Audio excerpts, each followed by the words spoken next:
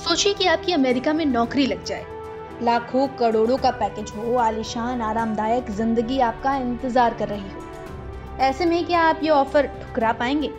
इतनी हिम्मत जुटा पाएंगे कि अमेरिका की नौकरी छोड़ अपने गांव में खेती करने का रास्ता चुने?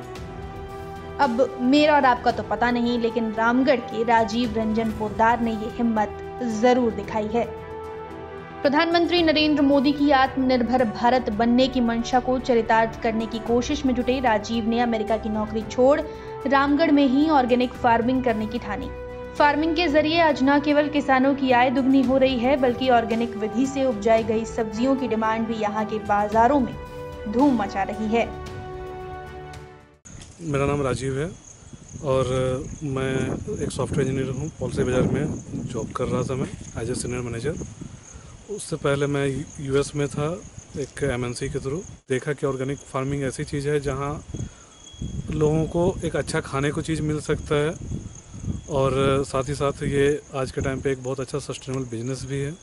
तो इसलिए फिर मैंने जॉब छोड़ने का प्लान किया और जॉब छोड़ के फिर इसको खेती करने के विचार में आया। तो जहाँ आज के टाइम पे युवा नौकरी के लिए मतलब गांव छोड़ रहे हैं, शहर छोड़ रहे हैं, बड़े शहर की तरफ भाग रहे हैं। तो ये बहुत बड़ा डिसीजन था, बट अल्टीमेटली सबको कन्विंस करने में मैं कामयाब रहा और तब फिर मैं जॉब छोड़ के घर आया और यहाँ खेती स्टार्ट करी। उसके लिए एक मन में भी मोटिव था कि समाज के लिए कुछ करना है तो कुछ ऐसा करूँ जो समाज के लिए एक बड़ी चीज़ कही जाए। तो खेती, और हमारे इस एरिया में खेती होती भी है तो वो केमिकल बेस्ड खेती होती है, तो ऑर्गेनिक करना एक इम्पोर्टेंस भी है और लोगों के लिए, जहां लोगों को जागरूक करने का मेरा अपना विचार था कि मैं लोगों को जागरूक करूं। झारखंड के रामगढ़ जिले के रहने वाले राजीव रंजन पोद्दार ने वैसे किसानों के लिए एक मिसाल पेश की है जिनकी खुद की जमीन नहीं है। वहीं वो किसान जिनके पास जमीन तो है, पर वो स्ट्रेटजी नहीं है जिससे कम संसाधन में ही ज्यादा से ज्यादा पैसे कमाए जा सके। जी, मैं जैविक खाद खेती के बारे में ये कहना चाहेंगे कि आज के टाइम में जो केमिकल यूज़ हो रहा है, जिस तरह से किसान डीएपी, यूरिया और ये सब यूज़ कर रहे हैं, इससे हमारे मिट्टी के बहुत ज़्यादा नुकसान हो रहा है और उससे जो उपज हो रही है वो जो हम खा रहे हैं वो हमारे शरीर के लिए भी बहुत नुकसानदायक है। और वैसे समय में एक ऐसा व्यक्ति जो अमेरिका से आते हैं और जो इस फील्ड के भी नहीं है और यहाँ आकर के इस फील्ड को चुनते हैं और खेती बाड़ी करते हैं और जैविक खाद के द्वारा खेती बाड़ी करते हैं, तो ये अपने आप में बहुत बड़ी उपलब्धि है उनके लिए भी और वो दूसरे के लिए भी प्रेरणादायक हो सकते हैं। जो लोग कहते हैं कि हमारे पास ज़मीन नहीं, हम करना तो चाहते हैं, तो कहीं ना कहीं हमको ऐसा लगता है कि उनका जो इच्छा शक्ति है कमज़ोर है। ऐसे व्यक्ति से हम लोग इंस्पायर होकर के इस फील्ड में आ सकते हैं और अपने ज़मीन नहीं होने के बावजूद भी ये ज़मीन ले करके इतने लार्ज स्केल पर खेती कर रहे हैं, तो ये इससे बड़ी बात और क्या हो सकती है। ये दूसरों के लिए भी प्रेरणादायक हो सकते हैं। राजीव रामगढ़ के बंजारी ग्राम के रहने वाले हैं। गांव पर उन्होंने करीब 6 एकड़ की बंजर जमीन को लीज पर लेकर आधुनिक खेती की शुरुआत की और अब महज कुछ ही महीनों में ये बंजर जमीन चारों तरफ से लहलहा उठी है। भिंडी, कद्दू, नेनुआ, बोदी, करेला, बैगन, टमाटर, झिंगी, मकई, अदरक, क्या नहीं है यहाँ। लोगों के बीच इन सब्जियों की भी खूब डिमांड है। इस ऑर्गेनिक फार्मिंग का निरीक्षण करने आए कृषि विशेषज्ञ की माने तो जिस तरह से नवजात के लिए मां का दूध बच्चे की इम्यूनिटी सिस्टम को बढ़ाता है, ठीक उसी प्रकार जैविक विधि से उपजी फसल हमारे इम्यूनिटी सिस्टम को मजबूत करता है।